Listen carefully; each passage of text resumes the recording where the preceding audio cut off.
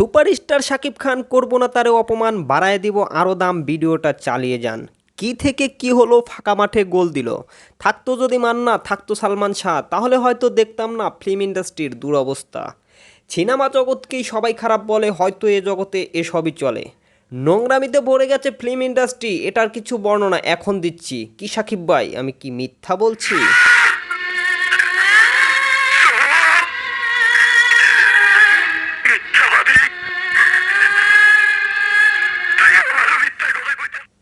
যার দিকে তাকিয়ে আছে পুরো ইন্ডাস্ট্রি, তার বাস্তব অভিনয়ে মুগ্ধ হয়েছি। অভিনয়ের পাশাপাশি ছিল লুচ্চমি, তারই কিছু ঘেরান এখন পাচ্ছি। বাঁকা চোখে এমন করে দেখিও না ভাই, ওভাবে তাকালে আমিও শরম পাই। আর কাকে বিয়ের কথা বলছে শাকিব খান, দেখে নিন এবার তারই প্রমাণ। তাহলে তুই জেনে নে, তুই বউ সাজবি আর আমি বর সাজবো। আমি তোকে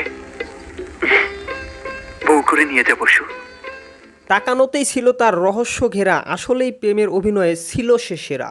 ছোট থেকেই দেখছি অভ্যাস জড়িয়ে ধরার, এখন কি আর পারে সে সেগুলো ছাড়ার। শাবনূরের ক্যারিয়ার নাকি সাকিবের অবদান, বাকিটা কমেন্টে গিয়েই দেখলাম। যাই হোক, মূল টপিক সাকিবের বিয়ের কথা এবার শুনলে অবশ্যই ঘুরাবে সবার মাথা। বিয়ে ছাড়াই বাচ্চা দেওয়ার একমাত্র কারিগর সে আমাদের বাংলাদেশের সুপারস্টার। কেউ জানে না সাকিব খান করছে কবে বিয়া, আলোচনা শুরু হয় বাচ্চার বাবাকে খুঁজতে গিয়া। খুঁজতে খুঁজতে ধরা খেলো আমাদের সাকিব খান, তখন আর কি বলার থাকতেছে না মান। আমি তো কোনোদিন আপনার সাথে কোনো বেয়াদবি করিনি, আপনাকে অসম্মান করার মতো একটা কাজও করিনি, তাহলে এত বড় শাস্তি আমাকে কেন দিলেন? আপনি রায়টা পরিবর্তন করে 2 বছরের জায়গায় আমাকে 20 বছরের শাস্তি দিন জজ সাহেব।